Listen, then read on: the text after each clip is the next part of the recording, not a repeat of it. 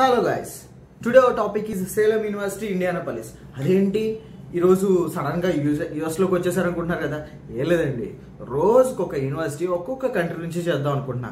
అన్ని countries cover చేసినట్టు ఉంటుంది, మీకు అన్ని కంట్రీస్ ఇన్ఫర్మేషన్ ఇచ్చిన సాటిస్ఫాక్షన్ ఉంటుంది.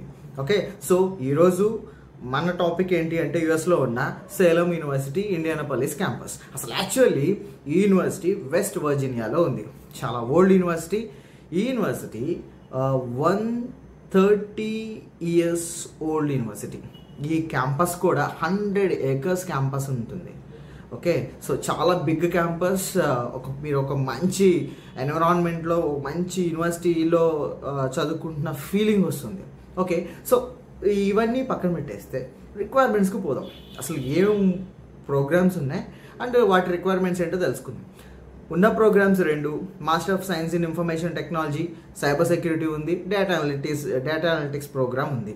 ఓకే, సో ఈ 2 ప్రోగ్రామ్స్కి రిక్వైర్మెంట్స్ ఏంటి అంటే ఏ లేదు, అకాడమిక్ పర్సన్ 60 and above ఉండాలి, బ్యాక్లాగ్స్ అప్ టు 15 వరకు యాక్సెప్ట్ చేస్తారు.